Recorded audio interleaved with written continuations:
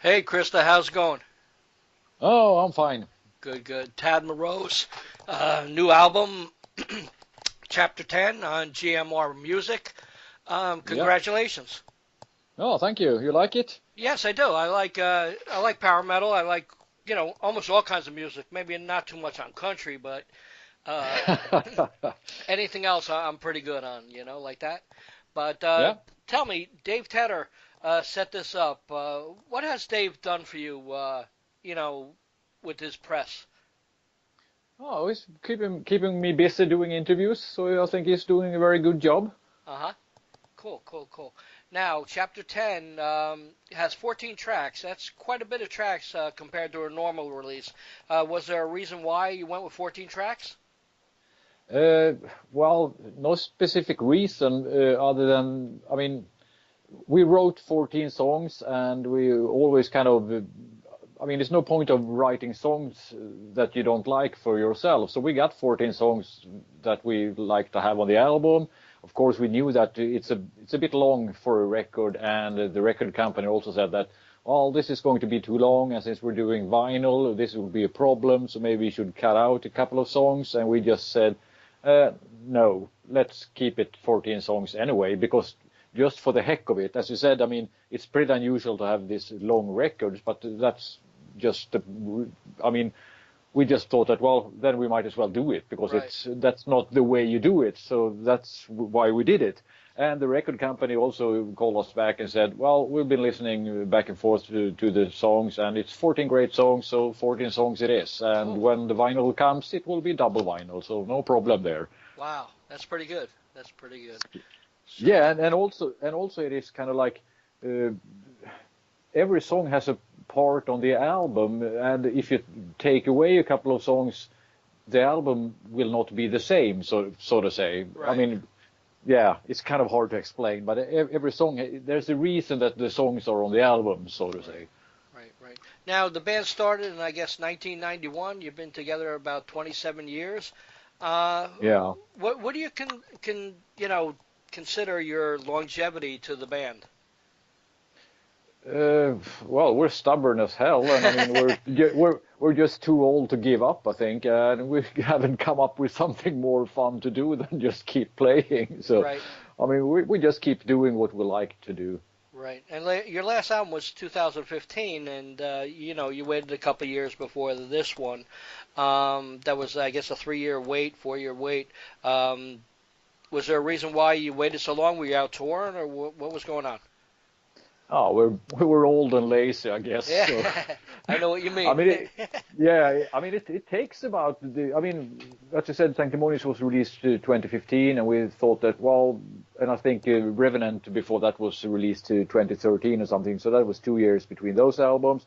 We Right. thought that, well, 1 or 2 years would be the optimum to aim for, but I mean, time passes, everybody's occupied with daily jobs and kids and houses and everything, and all of a sudden, a couple of Right. years has passed on. So it's kind of like, yeah, well, whatever. I mean, we do an album when we think we're done with the songwriting and we got enough songs. And yeah, this time it took 3 years. Perhaps it takes 1 year until the next one. Who Right. knows? We'll see. Right. Right. Is it disappointing for the band that, like, say, American fans really never get to see the band play live? Yeah, it is, and not only American bands, but also, I mean, fans in Australia, Japan, and also Europe. I mean, it costs a lot to travel around and play live. So I mean, it's really a tough business for every band out there, I think. But perhaps it's even harder for the American fans since it's almost impossible to go to America and do a couple of shows over there. It would be really nice if we ever get a chance to come back to America. But I mean, it's really hard with all the regulations and yeah, it's just silly, I think. Yeah, especially now with Trump as the president, it's kind of tough to get anything in America. Yeah, I mean, he really got to be scared shitless from Swedish metal bands, I think. Yeah. We're more dangerous than North Korea or something. Right. I Yeah. don't Yeah. know. Wow. Yeah, maybe he's afraid that we'll drink all your beers or something. I don't know. Wow. Tell me a little bit about the cover of the album because I love it. Kind of fun. I mean, we've been around for quite some time, but I mean, anybody else would consider us stupid beginners or something. I mean, Right. not that we don't know that an album needs an album cover, but to be totally honest with you, this way around, it was kind of like when we started to mix the album, we kind of looked at each other and said, well, right, we got to perhaps need a cover as well. Oh, yeah, so who's doing that? Well, nobody knew, so we thought that, well, let's check with the girl who did the cover for Revenant and Sanctimonious. Right. But I mean, the deadline was really not that far away. So of course he was occupied. So he said, "Well, I would love to do it, guys, but I can't do it. I don't have the time to do it." So we were kind of like, "Shit, what are we doing now?" So I thought that, well, I know this Rainer Kalvitz guy. He did the album for artwork for the album Amended Rhyme way back in history. I thought that, well, I know that he's keeping himself busy with painting all the time. So I checked with him if he had anything laying around, and he said, well, I always got a lot of stuff hanging around, so you can check my website. So we did that, and he got a lot of beautiful stuff there. But we felt kind of like, well, everybody's seen this. We want something unique for the album. So we got back to him and said, well, they all look great, but do you have anything else? And he said, well, I can always make something. And it's kind of like, well, how long time do I have? Well, kind of like 10 days or something. And he said, yeah. well, Wow. I can't do it in 10 days, he said. But then he said, well, hang on. I got one thing that I started working on. It's just a brief sketch. So I said, well, send over a picture of it. And we thought that, well, yes, this is what we're looking for. So we just sent down some rough mixes of a couple of tunes to him and some lyrics just for inspiration, and said, well, we would like to have this one. Well, when do you need it? Well, a few days had passed during, I mean, this time, and so we said, well, we need it in 7 days. Right. So he said that, well, okay, then I'll do my best, and he delivered on time and everything. So it was really a last-minute thing with this album artwork, and it turned out very nice, I think. Cool. Very cool. I like the cover. You know. Yeah. So tell me a little bit about the videos. I see Apocalypse Now. Apocalypse is out, and I Am Night. Is there more coming? Yeah, I mean, we shot both of them at a rehearsal studio, so yeah, I mean, it's just down to us getting together and putting the cameras up and just doing it. I mean, it's nothing fancy or anything, but it cost us nothing to do it because we do it all ourselves and everything. So yeah, there will be more. We'll be doing a couple of. I mean, we played a festival here in Bollnäs this past Friday, so we did a lot of filming. I think we had 3 cameras or something, so we're probably going to take some clips from there, and yeah, we'll see what we'll do. We'll try to make as many videos as possible. Cool. Now, GMR Music, do they have any stipulations on anything, like when you're doing the album? What do you mean? If like, do they have anything you can't do or you can do, or things like that? No. We never had that. I mean, we've been on a couple of record labels throughout the years, but we always had total artistic freedom, so to say. They never ever said anything about the music. It's just like, yeah, great songs, guys, and that's it. So that's really nice and really amazing. I mean, I couldn't imagine ourselves doing something if it wasn't just the way we would like to do it. Right. Wow. Now, do you do anything in your spare time if you have any? Well, not much. Right. Just put my feet up and relax or something. Right. No, it's just. I mean, I got kids in house, so I'm pretty occupied anyway. Right, yeah. So yeah. So apart from that, it's just Ted Morose and playing guitars and everything involved with that. So yeah, and I'm happy with that. So I mean, occasionally, every now and then, perhaps I might go fishing or something. Right. Cool. Now, our website, Rockeyez, started about 2004, 2003. You guys were one of the first reviews we ever had in the beginning of our site. And oh, cool. And me and you did an interview about 3 years ago, too, which was also an audio interview, which I just checked out myself. You know, I thought that both the Rockeyez and your name was familiar, so I thought that, well, perhaps I talked to this guy before, so yeah. Yeah, you did, yeah. You know, so, you know, I'm glad you're back with us again, and, you know, it's pretty cool. Are you already working on a new album already? Actually, we are. Ronnie got a couple of ideas already. So, but I mean, he's not working Right. day jobs, so he got more time to sit down with the guitar and come up with ideas than the rest of us. So, yeah, and I mean, he as the rest of us also, but he's really kind of like, well, there's no way, no reason just to sit back now when the album is done because he, as the rest of us, knows that all of a sudden a year has passed and we haven't done anything, so might as well just get on it right away. Right, right. You have any shows coming up you'd like to talk about? A couple of smaller club shows here in Sweden, as far as we know now, and then we'll play some festival in Athens, Greece, in December or something. But hopefully there will be a bunch more live shows for us to play because, I mean, that's the reason we do this, just to travel around and play live and have as much fun as possible. Right. Seems to me like Sweden got the best music in the world right now, and has for the last past couple of years. I don't know what you guys have going for you, but like even the American fans are looking to Sweden just for new music. Does that impress you? Uh, no, not impress me. I'm kind of wowed by it more. I don't know why it is like that. I mean, there's fewer people living in Sweden than you got in New York, for example. Right. So, I mean, it's a very, very small country, but still we put out this many, I mean, a lot of great, not only metal, but other, I mean, pop music, whatever. Right. And apart from music, there's also, I mean, just check out who plays in the NHL. I mean, we got a bunch of good hockey players as well Right. coming from here. So I don't know if it's something in the air or in the water or whatever. I don't know. Yeah, yeah. Because like about a month and a half ago, I got to see two Swedish bands, which blew all the other bands away. Which was a band called Heat and another band called Crazy Licks, and they just play Yeah, here. They just play here in the United States, and both bands blew all the other bands off the stage. They were just yeah, amazing, you know? yeah. Yeah. Well, nice to hear that. But I Yeah, mean, you got pretty many good American bands as well. So yeah. I don't know about that.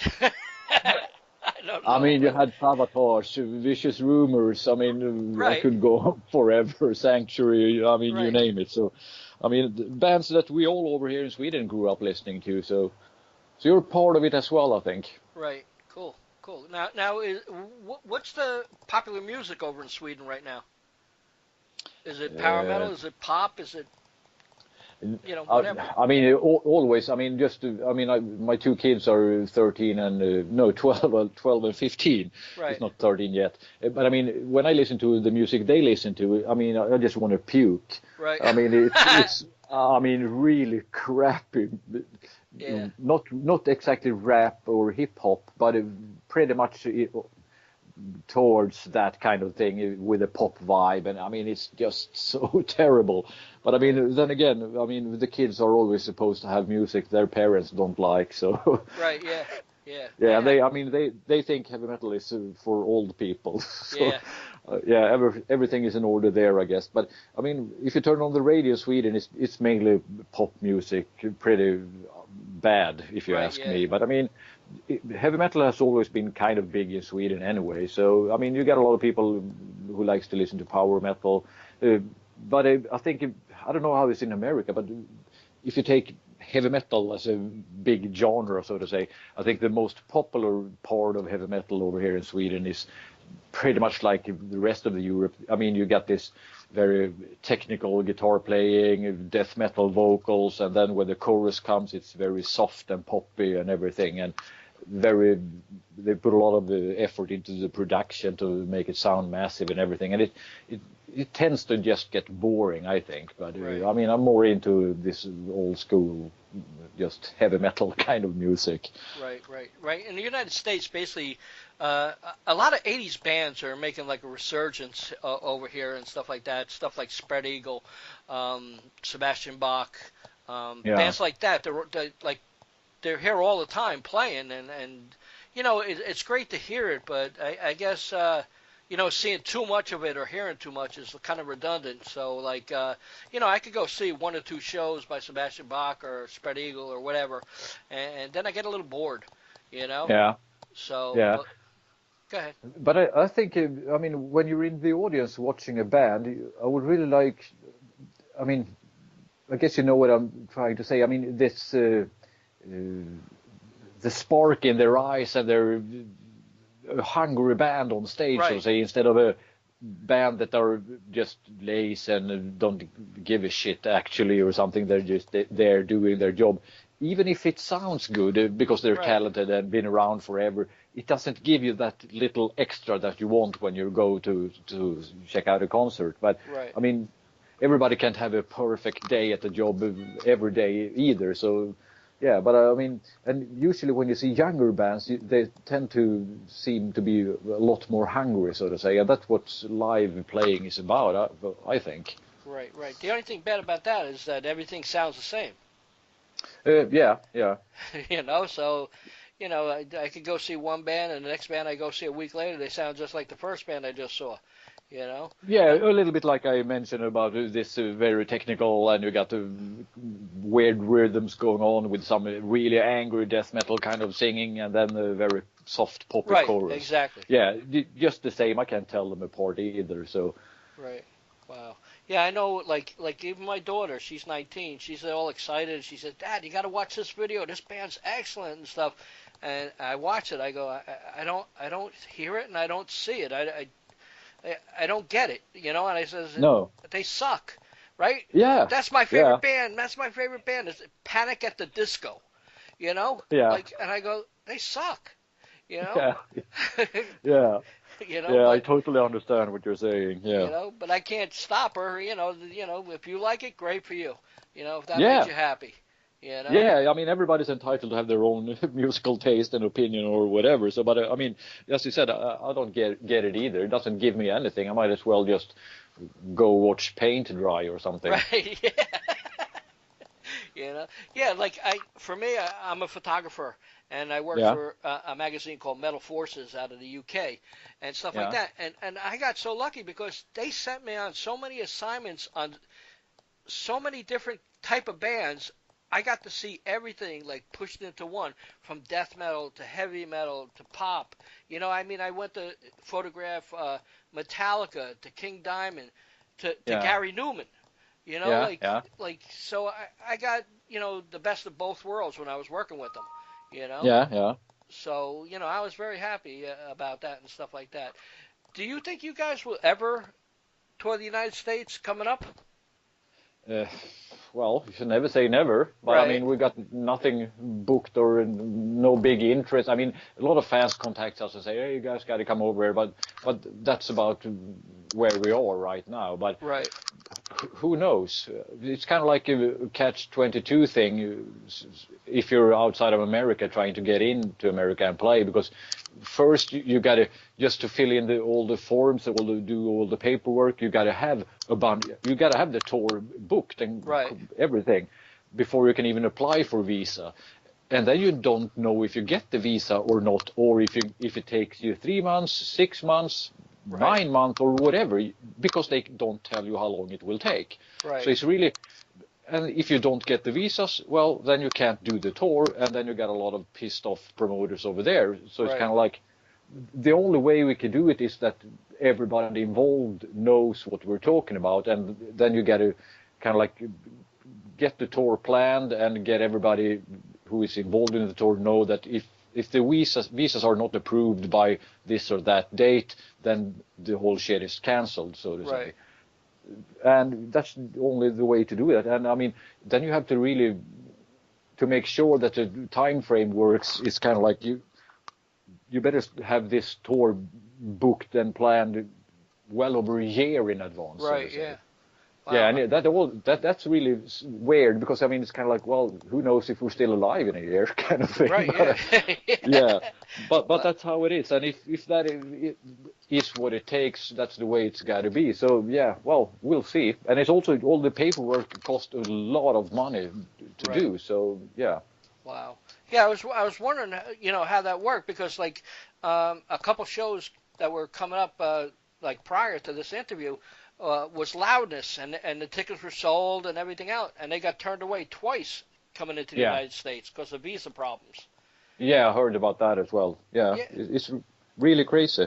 And I know I got a guy on Facebook who do this for, not for a living, but he does the visas for many bands coming into America. Right. And just seeing the picture he posts about the piles of paper for each band, it's just ridiculous. Wow. Yeah. And he told me that it was one band, I can't remember which band, and I mean, this guy knows how to fill in all those stupid forms correctly, and he did that, and heard nothing back. After a very long time, they got the stuff back, and it was not approved because there was some information lacking. Right, yeah. And he just said that, well, the thing that they say are lacking are in their own forms. I already filed it. It's in there just for them to read. But this delay caused this band to have to cancel the tour. Wow. And I mean, it cost a lot of people a lot of money, but he couldn't sue the authorities in America for making a mistake like that. It's just to, tough shit and move on.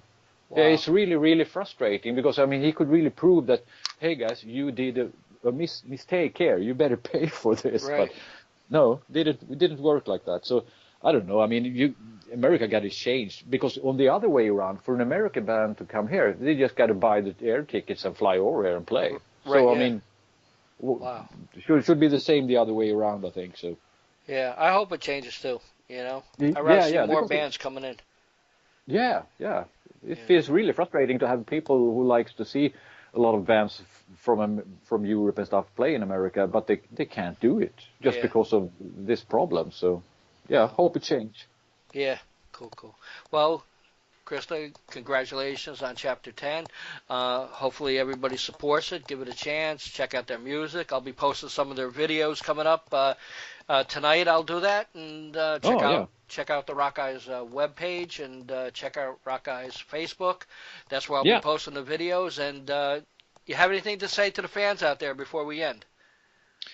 Hope you like the new album and crank it really loud, because if you play it loud, you hear a lot of little details hidden within the songs and stuff. So play it live and hope you like it. And I really hope that we get a chance to come over to America and play live again. And if you like the band and the music, please come and see us live, because that's what we're all about anyway. So hopefully. Cool. Now, can people contact you through Facebook, or are they going to go to Tad Morose, or how they work that?